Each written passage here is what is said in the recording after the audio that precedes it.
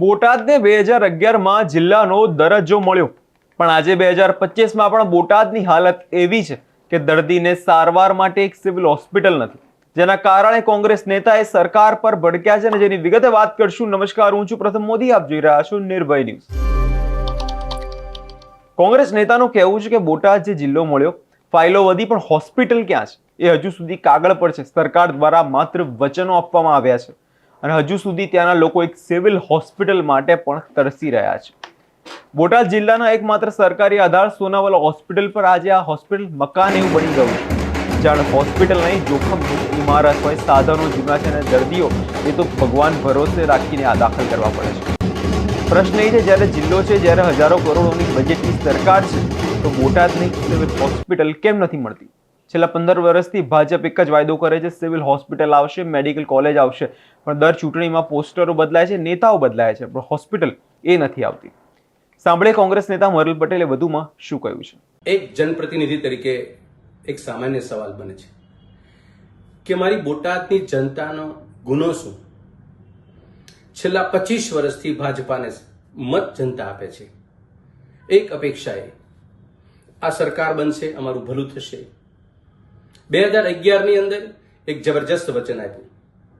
વિધાનસભા 2012ની ચૂંટણી જીતવા માટે બોટાદને જિલ્લો બનાવ્યો. લોકોએ મત આપ્યા, જિલ્લો બની ગયો.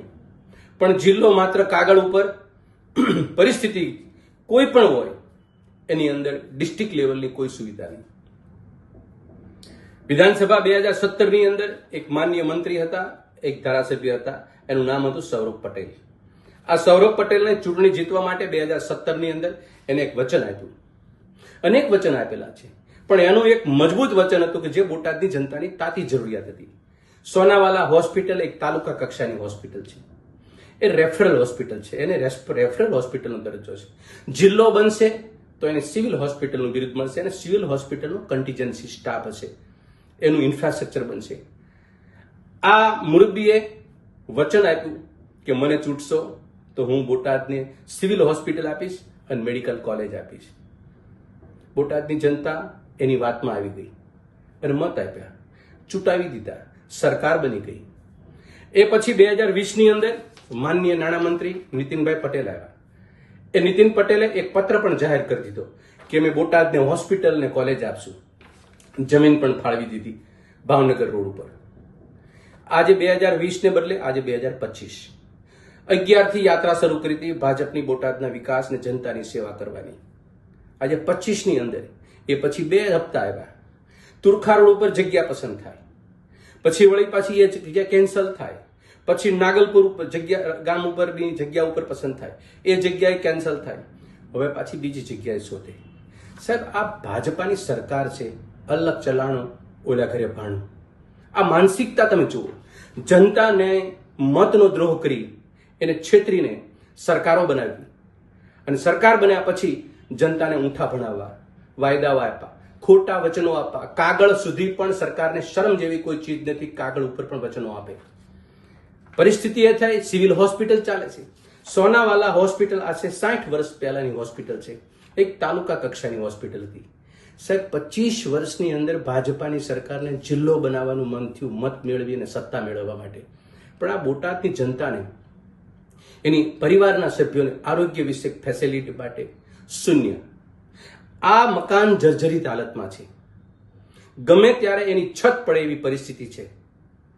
પણ ભાજપાના આગેવાનોને એ સંવેદના, એ જનતાની પ્રત્યેની લાગણી એ મરી પરિવાર્યું છે. હવે એ પાછી જગ્યા શોધવા નીકળ્યા છે. એ પહેલા પણ 2 પ્રશ્નો છે. આ હોસ્પિટલનો કન્ટીજન્સી સ્ટાફ, જેનું મહેકમ એ હજી રેફરલ જ છે અને 12 બોર્ડ માર્યું છે સિવિલ હોસ્પિટલનું. સિવિલ હોસ્પિટલનું બોર્ડ અને સ્ટાફ રેફરલ હોસ્પિટલનો. ત્યાં વિભાગોના પૂરતા ડોક્ટર નથી, જે સ્ત્રી રોગ નિષ્ણાંત ડોક્ટર નથી, બાળકોના ડોક્ટર નથી, પેથોલોજી લેબોરેટરી નથી, બહારથી કોન્ટ્રાક્ટ બેઝ ઉપર કામ કરાવે છે. શરમજનક પરિસ્થિતિ બોટાદની છે. મારી ભાજપાની સરકારને અને આરોગ્ય મંત્રીને વિનંતી છે, જે કંઈ કરો, જે કંઈ બોલો, એ જનતા સામે છે અને જનતાની સંવેદનાની સામે મશ્કરી ના કરો. બોટાદને વહેલામાં વહેલી તકે જગ્યાની ફાળવણી થાય, સિવિલ હોસ્પિટલનું તાબડતોબ નિર્માણ થાય અને બોટાદની જનતાને આ સુવિધા વહેલામાં વહેલી તકે મળે એવી ભાવના સાથે અને એ પ્રકારે તંત્રને કામે લગાવો, જેથી કરીને આવી તમારી અમે મસ્કરી કરતા બંધ થઈ જઈએ કે જનતાની મસ્કરી કરવાનું તમે બંધ થઈ જાઓ. આભાર. જય હિન્દ. 15 વર્ષથી આ જ નામે ચૂંટણી જીતાય છે, પણ આજે પણ બોટાદ દર્દીઓ ભાવનગર, રાજકોટ અને અમદાવાદ દોડે છે સારવાર માટે. સરકારને લોકો પૂછી રહ્યા છે કે બોટાદમાં હોસ્પિટલ માટે જગ્યા નથી મળતી કે પછી હોસ્પિટલ આપવી નથી. 12 વર્ષમાં 3 વાર સિવિલ હોસ્પિટલ અને મેડિકલ કોલેજની જગ્યાઓ બદલવામાં આવી, પણ આ જમીનમાં ક્યારે ફાઇલો બદલાઈ છે, પાયાનો પથ્થર જે છે સરકાર નાખતી નથી. આ વિકાસના નામે બોટાદની જનતા જોડે મજાક થઈ રહ્યો છે. આ વિષયને લઈને તમારો શું અભિપ્રાય છે તે કમેન્ટ કરી જરૂરથી જણાવજો. અને અમારી ચેનલ નિર્ભય ન્યૂઝને લાઇક, શેર અને સબસ્ક્રાઇબ કરવાનું ભૂલશો નહીં.